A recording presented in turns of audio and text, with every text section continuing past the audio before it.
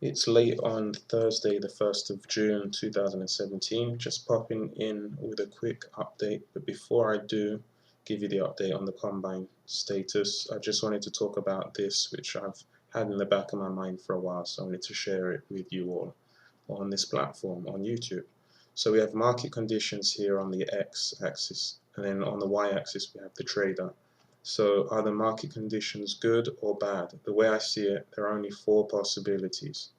There are two main variables in terms of trading success. There's the market conditions as it pertains to your method, and there's the trader, you, the operator. How are you feeling? Are you performing? Are you following rules? Are you psychologically in the right place to do this? So if we just divide it into two basic choices, so either you are in a good place or you're not, i.e. you're in a bad place. We have two choices here on the y-axis for the trader.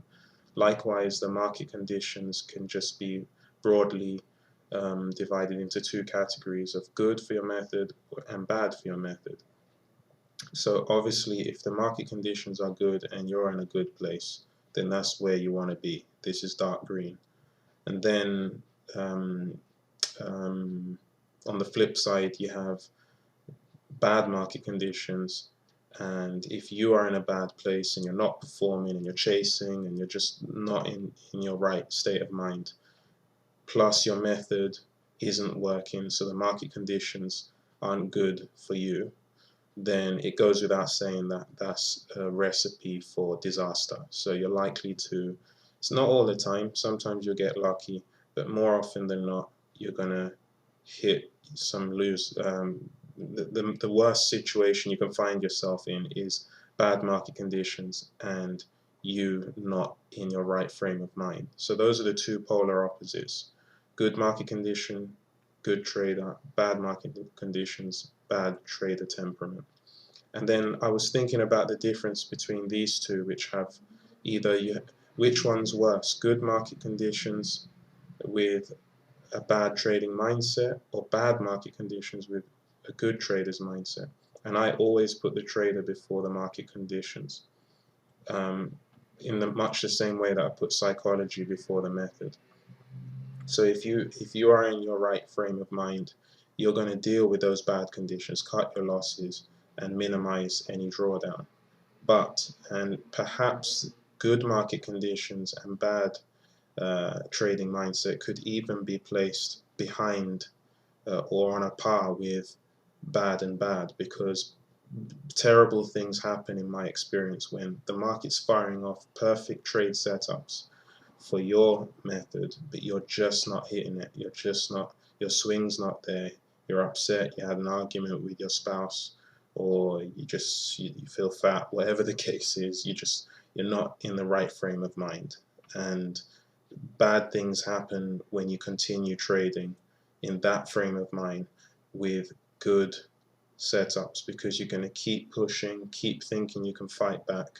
And this is just in my experience. I don't know, other people will have different experiences, but it's like the Aladdin's cave. The market just keeps showing you good setups and you keep hitting them poorly and getting stopped out to the tick when you jump the gun, or jumping the gun, getting stopped, and then the signal comes and then it moves on in your favor, and so on and so forth.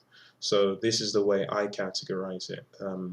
Obviously, this is where you want to be.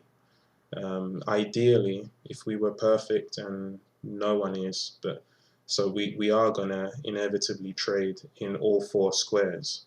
But we really want to reduce this square here, bad and bad.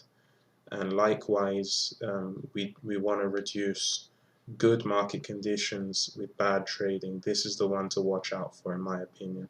And then good trader but bad conditions, that's something that probably can be traded.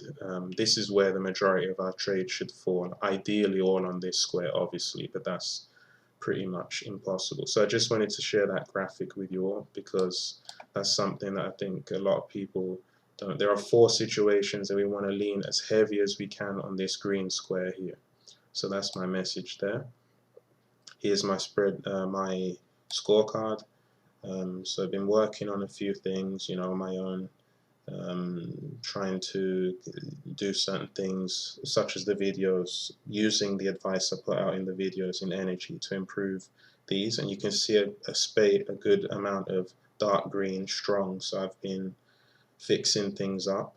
And the perhaps coincidentally, perhaps not, but the result has reflected that. So this is where I am now. As you can see, the combined target is midway between this line and this line, and we have indeed broken out. And that's the other thing I wanted to talk about briefly before I end this video. When you're doing this, you feel fantastic. You start calculating earnings over time, earnings over number of trades, 60 trades to achieve $900 per contract. You look at the expectancy and you start making projections.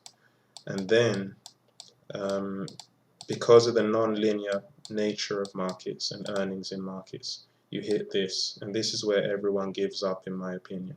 Because as this goes on, your expectancy goes down because the number of trades is increasing, but your equity is going nowhere, or even going down, sideways to down. Hopefully you're containing the downside, but you will draw down at some stage. So as you're drawing down, the number of trades continues to increase, the expectancy goes down, the dollar gain per trade goes down, the dollar gain per day goes down.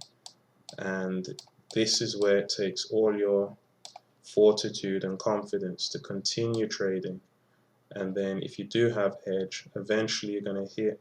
Some people say, oh, you got lucky or whatever, but luck favors the prepared mind, you know. So if you're luck, if you control the downside, then any luck that does come your way will be able to make new equity highs.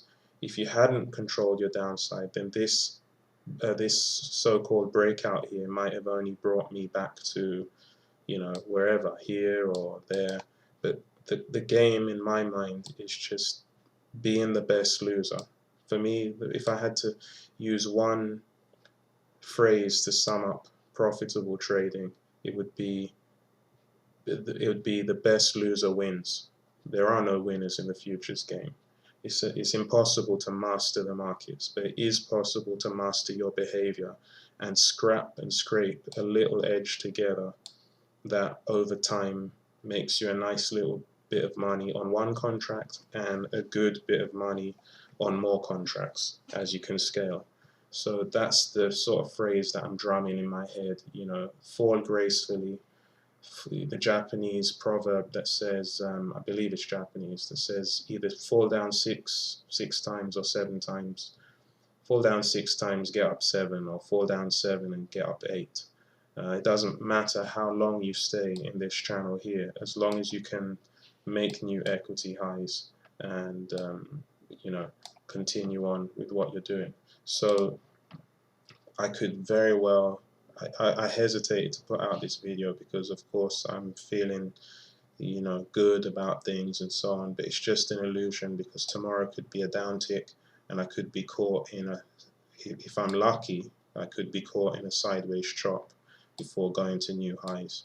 If I'm unlucky, it may even be a downwards, a pullback with chop and all those factors I just mentioned, increasing trades, lowering expectancy, lowering dollar amount per trade per day, and so on and so forth. So we don't know what tomorrow will bring. I'm just going to continue doing what I'm doing, but I just thought I'd pop in and share how I've done so far and the thoughts that are running through my mind. So that's it for now, and I'll catch you all in the next video.